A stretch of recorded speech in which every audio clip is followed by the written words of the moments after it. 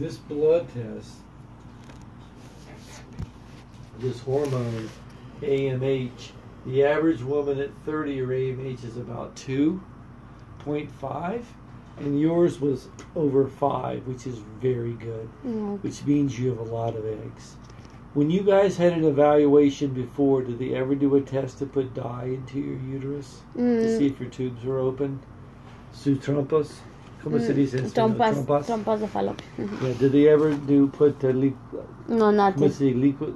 Dentro su matriz líquido en sus trompas de falopio? Never. Never, okay. Because, let me do this, huh? Let me bring you, Maribel, into the examination room. I want to do a quick ultrasound to look at your ovaries, just to see if you have any cysts or fibroids. I think we're just going to see this. And then I'm going to bring you back and go through everything, okay? You can leave your things here. We're going to come back if you want. Okay.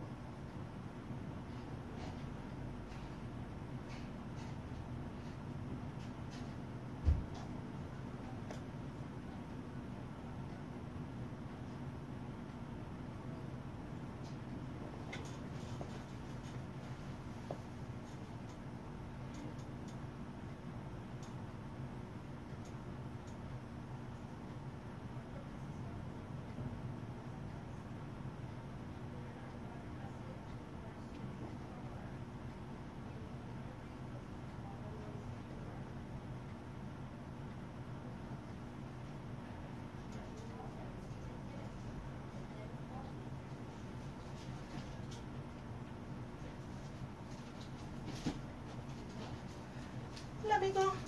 Oh, You asked for Danielle's chart? yeah, I've been trying to reach her and she had big surgery. Oh. Okay. There you go, Dr. B. Yes. Thank you. You're welcome.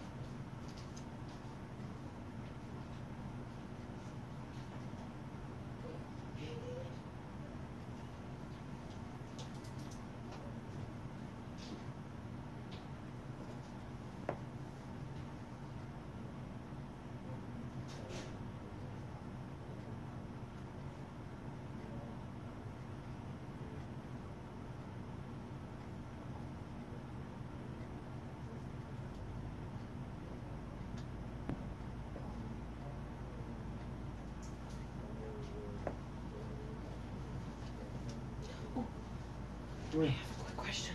Yeah. This is my nurse orientation. Kate, Malaya, you had talked to them about embryo.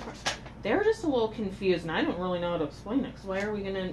She's like 39. They want more than one child. IVF, bank embryos. Yeah. And then try to get pregnant. But with IUI? No. No. They were calling if they're going to do IUI or IVF. They decided to do IVF. So, perform screening of if euploid embryos, they would bank for future use. Dan and Kate could then try to conceive with ovulation induction thereafter. Right. I thought they were going to do IVF first, bank embryos, and come back and do IUI. If they change their mind, they're not going to try to bank embryos. They can just try to get pregnant. No, they. Can they give you a protocol? You did. It was that mini growth hormone. So now they don't want to do IVF? They want to do IVF, but they're questioning, well, why would we try to get pregnant with ovulation induction instead of just transferring an embryo? Oh, because they may not need it. They wouldn't have 2 kids. It depends. Mm-hmm. They may not have enough to do that anyway. They only get 2 or 3 normal embryos. I'll come talk to them in just a second. Yeah. There. No problem. Okay. Thanks. I was just like, I don't know how to answer that. That's atypical, but okay. Okay, thank you.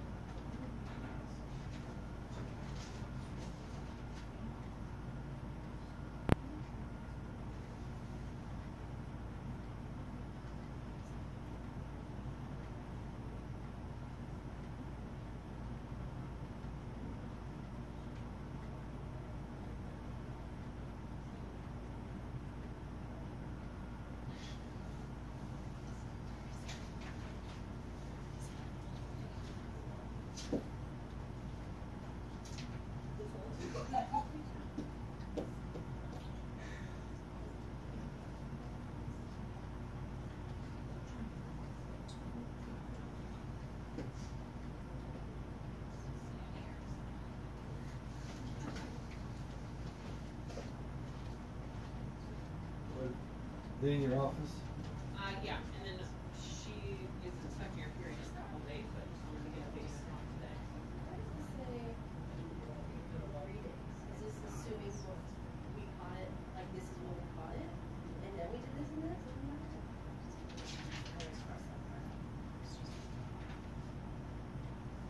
Did you give this to the patient? Sounds like something happened.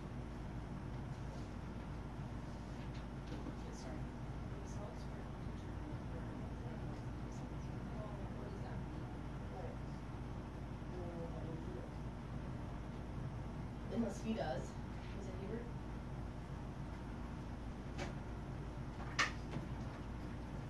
Oh, coming up the road? Okay, maybe we'll close the door now.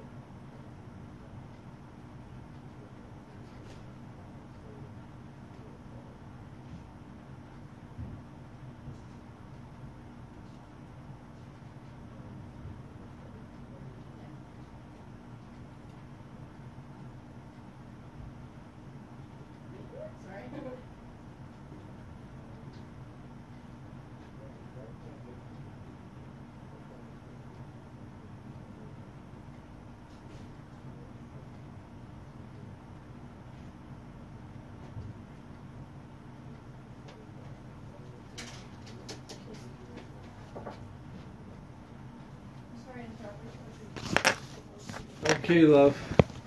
So let's talk about you first, because you're easy. If Ricardo gets enough sperm in the future, I can give you medications to make you ovulate and release the egg. In the meantime, what I'd like to do, by the way, what is your height and weight? Like 4'10". Uh-huh. And I like 164, I think. Okay. So what I want to do is give you a medication called metformin. Mm-hmm. And metformin helps, we use it to treat some people that have diabetes. You don't have diabetes. But it can help improve your insulin sensitivity and can help you lose a little bit of weight. Mm-hmm. But some women that have PCO, it'll make them begin to cycle more regularly. Okay. So after 6 months, you may start having more regular menstrual cycles. Okay? Later on, I think it's important for you to go on birth control pills or progesterone, because you should shed your lining at least every 3 months. No, I'm good. Yeah, para... She requested a translation. Oh, that's fine. Yeah, para... That's fine. That's gonna be better. You need me? Yeah. I'll be right there. You have a seat. Okay. Yeah, es que sí les entiendo y todo, pero a veces no puedo expresarme. Está bien, mira. ¿Te quieres brincar al otro Claro. o me paso yo? Okay. Si quieres, estamos para acá para que estés más de frente con él. Él también habla poquito el español, no mucho, Sí. pero sí. Como de todos los doctores de aquí, como quienes ¿Quién es qué? son diferente especialidad para... No, los tres. ¿Para hablar? No, como para el tratar. Para tratarlos. Mira, él y el doctor Kumar fueron a la misma escuela. Básicamente tienen todos los fundamentos lo mismo. El señor ahorita que desapareció, el doctor Hubert, él es más como la antigua. Y el otro parece como casi igual, como es el más nuevo que acaba de entrar a la práctica con ellos. Son 4 en total. Dr. Buelos es el fundador de la clínica, con Dr. Hubert, el señor que lo viste. Luego se juntó Dr. Kumar y hace recién Dr. Shumanki. Los 4 conllevan porque se juntan los 4 una vez por semana. Y si por ejemplo se atoran algo, por ejemplo ahorita discuten a ver cómo harías esto, entonces si recibes un tratamiento de uno, lo recibes del otro. Porque aparte, por ejemplo, si el Dr. Vilos no está, tú necesitas que te vean, los otros doctores te pueden ver y es el mismo tratamiento, o sea, no es como que cambia. No. Okay. Y fíjate que yo me he dado cuenta pues que a mí me gusta eso porque se comunican uno con el otro. Se sabe exactamente qué pasa, ¿no? Porque luego sí a mí pues yo cuando yo tuve que ver a alguien más de la misma clínica donde estaba, me dijo, ya te hicieron esto y ya te hicieron esto y voy a pedir, ¿por qué no te han hecho esto otro? Y dije, pues yo no sé, pues, ustedes son los que ustedes son los que saben. Y eso sí es como me gusta pues que entre los 4 se cuidan sus pacientes. Okay. Pero obvio las personalidades son diferentes. Yo lo siento como que es más todo más templado, pero como que requiere o sea, si las cosas son así, los quiere así. Porque si se va fuera de orden, entonces se vuelve un caos. El otro señor, sí es ahora así bien relajado. Ajá. El Kumar a veces luego le digo, parece como que sí, a ver si le atino a ellos. pero te digo, o sea, los 4 tienen una mente que híjoles. No por nada son doctores. La verdad que sí. Pero en su personalidad, te digo, son este Vilos me gusta mucho porque es el único de los bueno, ahora ya 4, pero el otro doctor casi, si me ve así, pero como que va y te busca Muchas gracias por el trabajo que hiciste hoy. O sea, a mí como persona, a mí me gusta eso porque digo, no está de nada más de que pues, lo hice y que no, o sea, digo, no estoy aquí para que me den palmaditas. I was telling Maribel a couple things. Number one, she knows that she has polycystic ovaries, but that it's important for her to shed her lining at least every 3 months, because women who don't shed their lining every 3 months, they can develop precancerous cells in their uterus. ¿Sí estás entendiendo todo esto? Lo del último. Ok, cuando no tienes un periodo básicamente que retira la matriz que se hace grueso, por lo menos cada 3 meses, perdón, si no puedes causar células cancerosas a largo plazo. Number 2, I'm going to give her a medication called metformin, and tablets. I'm going to have her take it twice a day. I'm going to start off with 1 tablet in the morning and 1 in the afternoon, and eventually have her take 2 tablets in the morning and 2 tablets in the afternoon. And it helps to improve her blood glucose metabolism, and many women will lose about 10 pounds over 2 months. It causes some gastric cramps, which is why I want to start slowly and build it up, Hetzy. But some women, particularly younger women who like herself, who bring a little bit of extra weight, the metformin will lower your weight a little bit, and it will make her begin to bleed more regularly on her own. De que te va a empezar con el metformin, va a ser 2 pastillas diarias, una en la mañana y una en la tarde, en la noche, y eventualmente te va a subir a 2 pastillas en la mañana y 2 en la noche. Eso es lo que te va a ayudar, es que te va a ayudar con el azúcar en la sangre, a donde que cuando estás así, cuando estás joven, te ayuda también a bajar de peso. Entonces bajas de peso y te ayuda a regular también tu menstruación. The third thing is that Ricardo had sperm documented in the past. He developed testicular cancer. He got 2 rounds of chemotherapy. They just did another analysis to see, they just did surgery to check his lymph nodes to make sure that he doesn't have any spread. So they got a semen analysis in Kaiser on January the 30th, and there were no sperm. We repeated it here last Saturday. There was no sperm. It doesn't mean he'll never have sperm again. But when you get chemo like that, sometimes it suppresses the cells in the testicles that will make sperm. And it may take 4 or 6 months from his last chemo for his sperm count to come up again. Number 1. Sí, de eso sí. De hecho, por eso queríamos haber congelado nosotros por el sábado que habíamos venido. Según por eso se iban a congelar, porque decía, no más, pero decía el doctor que al removerle los nudos linfáticos probablemente podía, la consecuencia es como quedaba estéril. Entonces dijo hoy el doctor cuando salió de la operación que hizo lo posible y al parecer podría seguir reproduciendo, pero pues no era, como se dice, eso tenía que verlo con el tiempo, cómo reaccionaba, pero él nos lo dijo desde el principio que era como la consecuencia de la operación. Por eso queríamos ¿Y saben cuándo van a hacer la cirugía? Ya la hicieron el de lunes. removerlo.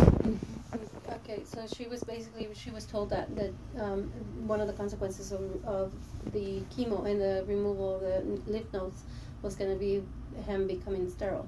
Didn't they offer the ability to freeze the sperm before they gave him chemo? ¿No les ofrecieron la posibilidad de congelar el Nosotros buscamos ¿cómo se llama? La opción, y es lo que yo preguntaba aquí cuando yo hablé, que si me podían referir a un banco. Fue cuando me dijeron que viniera. No pensé que nada más era el examen, sino se supone que era para congelar por un año. Pero si no hay, pues no tenían que congelar. That's why she initially called us, looking to see if she could go ahead and freeze, or I'm talking about, that was only a week ago. Yeah. I'm talking about when he had his original surgery before the chemotherapy. Antes de la quimioterapia. No, porque el doctor que le hizo la quimioterapia nos dijo, yo le preguntamos todo eso, pero él dijo que no le iba a afectar porque él iba, después de la operación, según eso, iba a hacer todo. Fue una operación la que hicieron primero. Entonces, cuando hicieron de la quimioterapia, dijo él que eso no iba a afectar porque él iba a volver a reproducirlos. pero no contábamos con que le iban a encontrar lo de los nudos linfáticos. Initially, the doctor said that it wouldn't affect him because he would be able eventually to produce semen again, but or sperm, but they weren't counting on the lymph nodes having to be removed. Well, what happens though, sometimes when you have this type of surgery, you get something called retrograde ejaculation, where the testis makes sperm, but instead of getting through the outflow tract, it goes into the bladder. Mm-hmm. So he may have sperm, it's just nothing in his ejaculate. So that's why when he gets through this, I'm going to have someone examine him, because he may be able to get sperm by doing a biopsy directly on his testicle. Mm-hmm. So the sperm is not getting out, it's being made. They can do testicular sperm. That would require doing in vitro, where they'd have to inject the sperm into the eggs. Okay.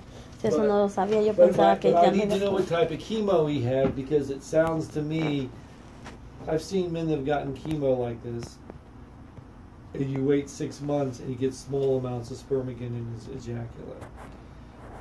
If he had his left testicle removed in September of 2014, ask Mary Bell when he had his first round, or his last round of chemo. En December 30. Well, there's a perfect example. Because if he had chemo on December the 30th, it may take him 4 or 5 months to get sperm again. Mm-hmm. So you just need more time. I mean, there's certain chemo which is more the sperm are a bit more resistant to chemo than eggs are in the ovary. Okay. So the life cycle of sperm is 10 weeks. So 10 weeks at the testis, 2 weeks to get out, at least 3 months, sometimes 4. Okay. So if he got stress of chemo, his sperm count probably stopped. In 3 or 4 months, it's probably going to come up. So my advice would be to check his hormone levels too. Because if the sperm making cells are damaged, what happens is the hormone FSH goes up in your bloodstream. Okay. So if he had no sperm, usually his FSH would be very high. So when he's done with chemo, we'll check his sperm, because it won't surprise me 4 months afterwards he'll have sperm in his ejaculate. That's one. Number 2, hello. ¿Sí estás entendiendo? No. Okay, dice que una de las cosas que pueden es esperar, checar la hormona, cómo está desde el FSH, es una de las hormonas que en los hombres debe de estar bajo, pero si no está produciendo el esperma, entonces va a subir. Dice que no nos sorprendería ver en unos 3-4 meses ver que ya la producción del esperma ya volvió a subir. Esa es la primera opción, esperar y ver cómo reacciona y checar sus hormonas. Sí, de hecho sí, yo no sabía cómo es el que puede entrar directo a donde está. Yo pensaba que ya no iba a reproducir en su cuerpo. Él no lo hace porque él nada más es doctor para la mujer, pero tiene un doctor, un urólogo que puede... I have a very good feeling about this case. Okay. I have a very good feeling about this case. They didn't get pregnant before, I think, because she has 1 or 2 periods a year. I think, now, there's a second curveball.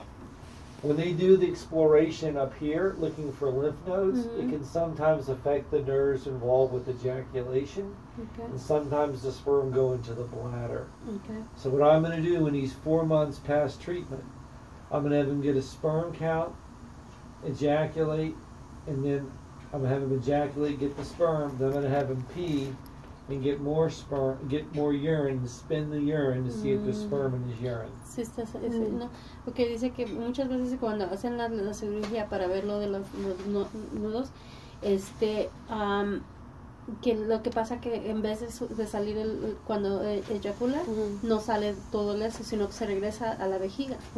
Entonces dice que lo que va a hacer en 4 meses después de que del tratamiento de la quimioterapia, hacer otra vez hacerle otro análisis y que después de que haya eyaculado, tomar una muestra de orina y ver si hay ahí adentro la esperma. Si ese es el caso, pues entonces ya sabemos que se está produciendo, nada más no está saliendo la eyaculación. Sí, me había dicho eso el doctor, que eso es lo que iba a hacer, que no iba a salir, no iba a regresarse. Yeah, that's what they were told. That I think he's going to have some sperm. Sí, lo único que pensamos mientras, bueno, ahorita pensando eso, en lo que él reproduciera más, yo quería de todas como ahorita tratar mientras lo que es las pastillas. So she wants to, while we are waiting on him for those 4 months, her trying to get her squared away. So what I'm going to do is I'm going to give her Provera, progesterone to make her bleed, and then I'm going to do a test to put that liquido was Latinta in the trompos fallopios. She speaks English really pretty well. She does, yeah. And we're in that. Remember I told you, Maribel, I want to put dye and make sure that your tubes are open, and then I'm going to put her on metformin. Okay. So we'll get that done while we're waiting for him. And I'm going to put you on that medication twice a day, and I want to double the dose after a couple of weeks when your tummy gets used to it, because that'll help you lose some weight. And that makes you more, then when he's ready, I can give you medications. It depends on how much sperm he gets. If his sperm counts come back up, which I think they might, I may not need to do anything but get you to ovulate. If his counts are really low, then we'll talk about IVF or looking, for a La pastilla esa metformin dice que te irrita I el know estómago. it's a Skype. Y lo que va a hacer es por eso es que te lo va a empezar un poquito. Wait, excuse me for a minute. Eso lo va a empezar leve y luego te lo va a incrementar para que tu estómago tenga chance de ajá. Sí, porque yo ese sí te como da como cólicos. Y por mientras hacerte ese donde te meten la tinta para ver que las trompas están abiertas. ¿Eso cómo lo hacen?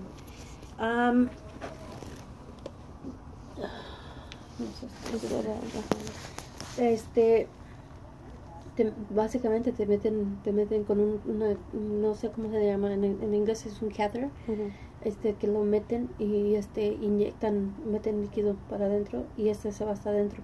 Entonces se da cuenta si por ejemplo se ven los trompos, las trompas, perdón, o no se ven. No, okay.